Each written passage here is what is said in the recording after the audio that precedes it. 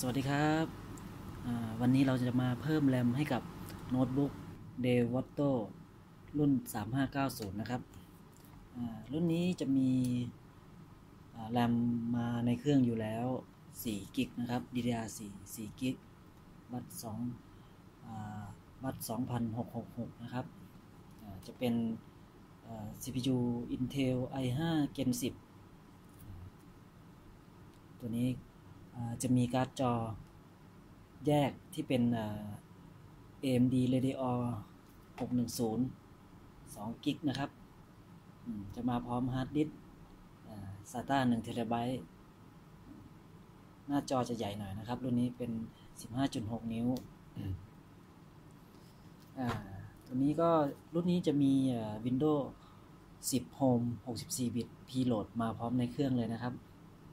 ตรงนี้เรามาเริ่มแกะแล้วนะครับตอนนี้ผมแกะฝาออกแล้วนะครับผมตรงนี้ผมจะแกะฝาออกแล้วตัวนี้มันเป็นรุ่นมี DVD ด้วยทีแรกเราต้องแกะ DVD ออกก่อนนะครับตัวนี้ผมได้แกะออกไว้แล้วต้องแกะ DVD ออกก่อนถึงจะได้แกะฝาหลังออกได้นะครับฝาหลังนะครับตัวนี้ก็คือหน้าตาภายในเครื่องนะครับเป็นเมนบอร์ดแรมตัวนี้มาในเครื่องแค่ใบเดียวนะครับแถวเดียวก็จะมีแรม DDR4 4 กิกนะครับบัต266ฮาร์ดดิสก์ตัวนี้ก็จะเป็นฮาร์ดดิสก์SATA 1 TB ตัวนี้แบตนะครับแบตตัวนี้ใหญ่หน่อย12 วัตต์ส่วนตัวนี้ก็เป็นการ์ด Wi-Fi นะครับรับสัญญาณ Wi-Fi ที่มีสายรับสัญญาณจากเจนหน้าอยู่ด้วยนี่ก็จะเป็นพัดลม CPU นะครับไว้ระบายความร้อนตัวนี้ทองแดง Heat Sink ระบายความร้อนนะครับตัวนี้จะเป็นการ์ดจอกับ CPU ที่ระบายความร้อนเป็น Heat Sink ด้วยเล็กๆตัวหนึ่งภายในก็จะประมาณนี้ครับ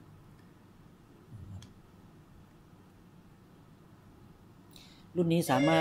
รถเพิ่ม M2 ได้ด้วยนะครับตัวนี้จะเป็นแบตนะครับก่อนจะเพิ่มอุปกรณ์ภายในก็ต้องถอดขั้วแบตออกก่อนนะครับ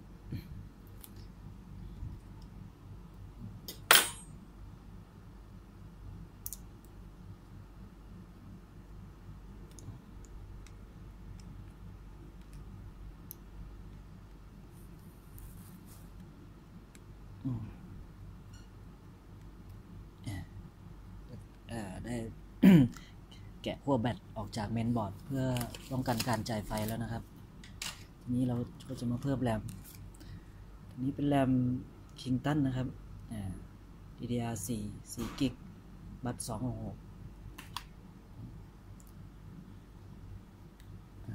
เพิ่มแรมเข้าไปได้เลยนะครับ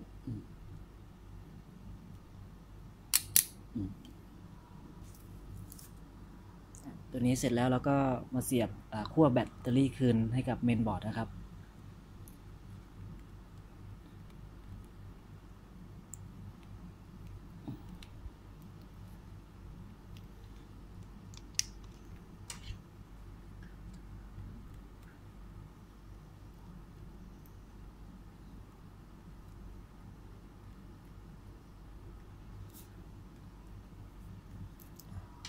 เช็คดูอุปกรณ์ภายในให้เรียบร้อยนะครับ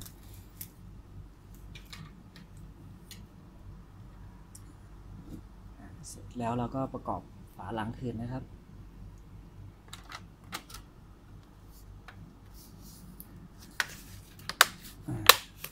แล้วก็กดให้มันลงล็อกก่อนนะครับเช็คดูทุกด้านเพื่อให้มันลงล็อกก่อนแล้วก็ค่อยไขน็อตนะครับ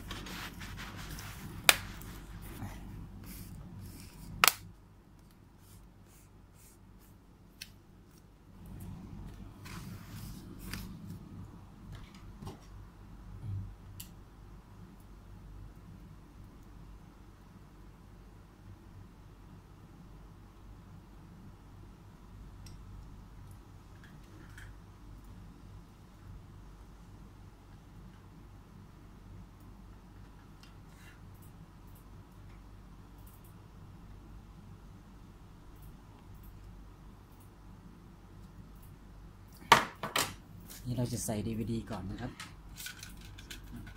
ดีคืนเข้าไปก่อน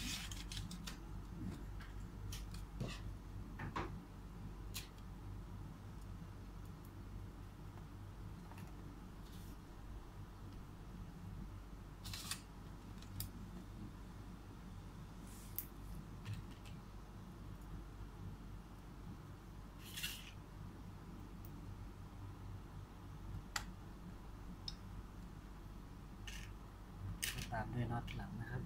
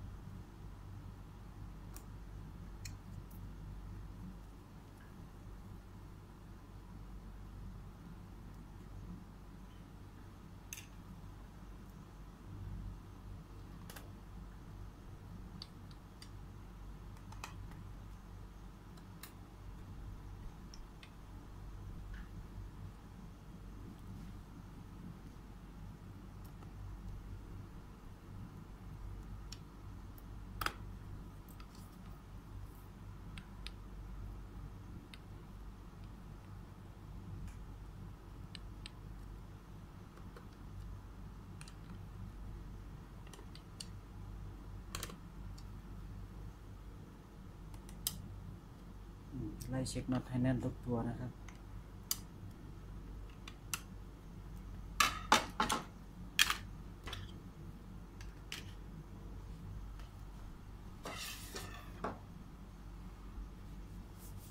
นี่เราก็มาเช็คดูว่ามัน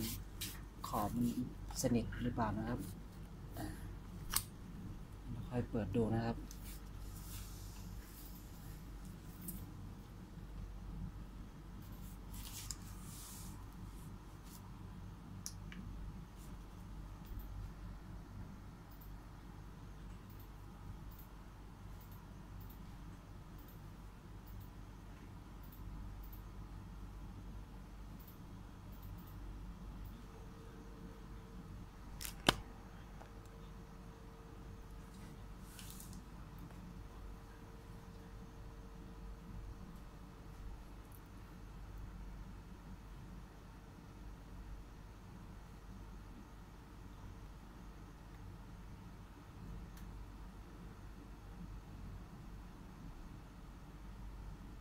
ตอนนี้เราก็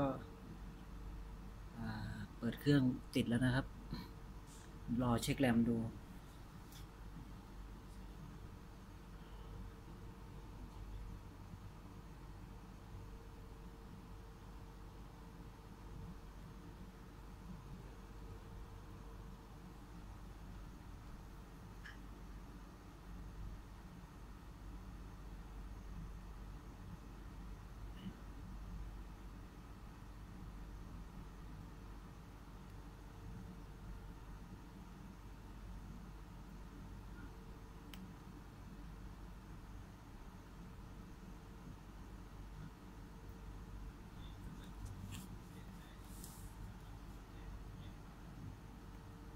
ตอนนี้เช็คแรมได้แล้วนะครับตอนนี้ Memory RAM 8 กิกนะครับครบแล้วนะครับก็เป็นการเพิ่มแรงเข้าในตัวเครื่องเรียบร้อยแล้วนะครับสเปคก็ตามนี้นะครับ i5 Gen 10 RAM 8 กิกนะครับ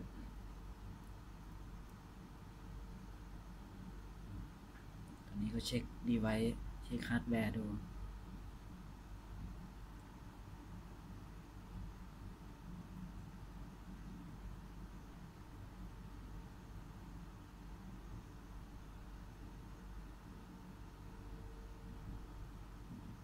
ตัวนี้นะครับ เป็นการ์ดจอแยก AMD Radeon 610นะครับ